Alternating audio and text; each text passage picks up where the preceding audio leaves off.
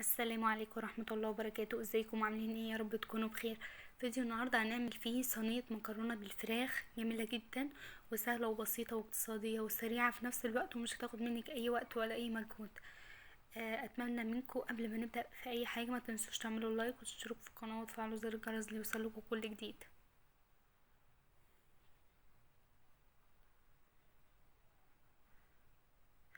اول حاجة هنبدأ فيها هي صدور الفراخ البانيه.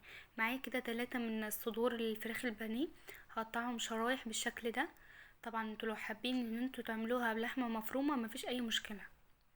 هبدأ ان انا اعمل الفراخ كلها شرايح بالشكل ده، مش هعملها اللي هي شرايح تخينة ولا هي رفيعة، لا متوسطة، عشان ايه كله يبقى نفس الحجم. هعمل كل الكمية بتاع الفراخ كده. عملتها بالشكل ده، وكمان مجهزة معايا 3 بصلات كبار، فرمتهم كويس جدا في الكبة. او لو ما عندكيش كبة بمبشرة وبشريهم ناعم، او لو انتي مش حابة تبشريهم ناعم فيكي تعمليهم شرايح زي الفراخ. في طاسة سخنة على النار حطيت فيها الزيت، وسبته يسخن كويس جدا، وبعد كده نزلت بالفراخ.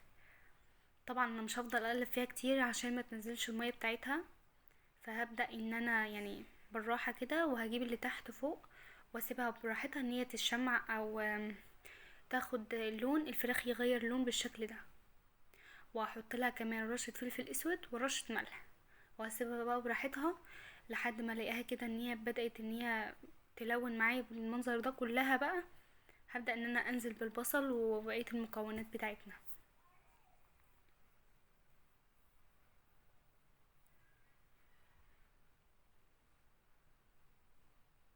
بالشكل ده. هي خدت لون اهو. هنزل بالبصل. طبعا انتوا لو زي ما قلت لكم لو مش حابينه مفروم ناعم كده، فيكم تعملوه شرايح زي الفراخ بالظبط. وطبعا انتوا لو مش حابين الفراخ تبقى بشرايح، عايزينها قطع او مكعبات، مفيش اي مشكله.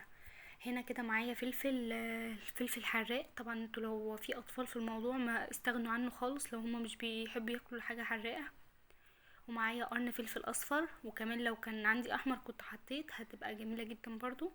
انتوا لو متوفر عندكم حطوا. وطبعا لو حابين تحطوا مشروم كمان هيدي للفراخ طعم جميل جدا. طيب هنسيبها تستوي على النار. وفي حله تاني على النار اهي، سبتها تسخن الاول، وبعد كده حطيت الزيت، وبعد كده نزلت بالثوم وهشوحه مع معلقه صغيره من الفلفل الاسود. حطيت الفلفل الاسود وهقلبهم كويس جدا مع بعضيهم. وطبعا انا مجهزه الطماطم بتاعتي او الصلصه، وهنزل على طول بيها. اول بس ما اشم ريحه الفلفل الاسود طلع عليا مع الثوم، هنزل بالطماطم على طول. معايا الطماطم اللي نزلت بيها.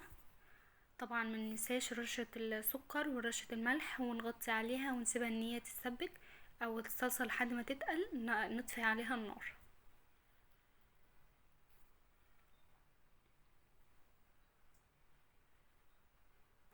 طبعا هنا انا سلقت المكرونه نص سلقه علشان تكمل السوا بتاعها في الفرن مع الفراخ. طبعا انتوا عارفين هي بتتسلق ازاي. حله سخنه فيها ميه بتغلي ورشه ملح ورشه الزيت، ونسقط المكرونه وبعد كده بنطلعها نصفيها، ومعلقه زيت ونقلب المكرونه علشان تبقى مفلفله معانا.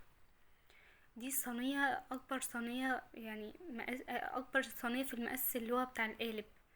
انا مش عارفه مقاسها كام، بس زي ما انتوا شايفين كده هي صينيه كبيره، خدت كيلو مكرونه ونص كيلو فراخ. تمام. انا هفرش الاول مكرونه من تحت. مش هحط اي مواد دهنيه. انتوا لو حابين تحطوا زيت ما فيش اي مشكله، بس هي المكرونه مش هتلزق يعني، عشان احنا طبعا مدينها معلقه زيت بعد ما صفيناها. وحطيت الفراخ بالشكل ده. هفردها كويس جدا في الصينيه، وبعد كده هنزل عليها بكميه المكرونه التانية. طبعا انتوا لو حابين تخلطوا المكرونه مع الفراخ كله مع بعضيه، مش لازم طبقات، هتبقى برضو معاكم جميله جدا. هنزل دلوقتي بالمكرونه وهفرشها كويس جدا. وطبعا الصلصه معايا جهزت، شلتها من على النار وبعد حطها جنبي علشان أو حطيت المكرونه اهو، هحط بقى بقيه الصلصه.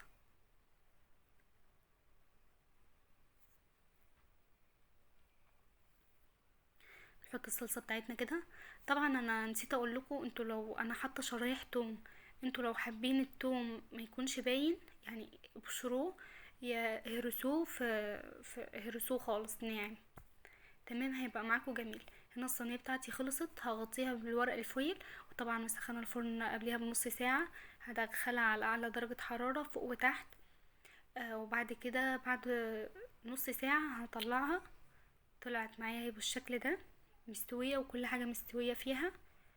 وطبعا انت لو حابه تاخد لون اكتر، فيكي تشيلي الفويل بعد ربع ساعه وتسيبيه ان هي تكمل، يعني تاخد وش في الربع ساعه التانيين. شايفين طالعه عامله ازاي؟ هي كده. طبعا انا اول ما طلعتها خرجتها لكم على طول. انتوا لو حابين ان هي تطلع قطع تستنوا عليها ربع ساعه، وبعد كده هتطلع معاكم جميله جدا، تحفه. والمكرونه مستويه والفراخ مستويه وكل حاجه جميله فيها. اتمنى ان انتوا تجربوا الوصفه، وما يعني تكتبوا لي كده كومنتات ان انتوا جربتوها. وما تنسوش تعملوا لي لايك وتشتركوا في القناه وتفعلوا زر الجرس ليوصلكوا كل جديد. والسلام عليكم ورحمه الله وبركاته.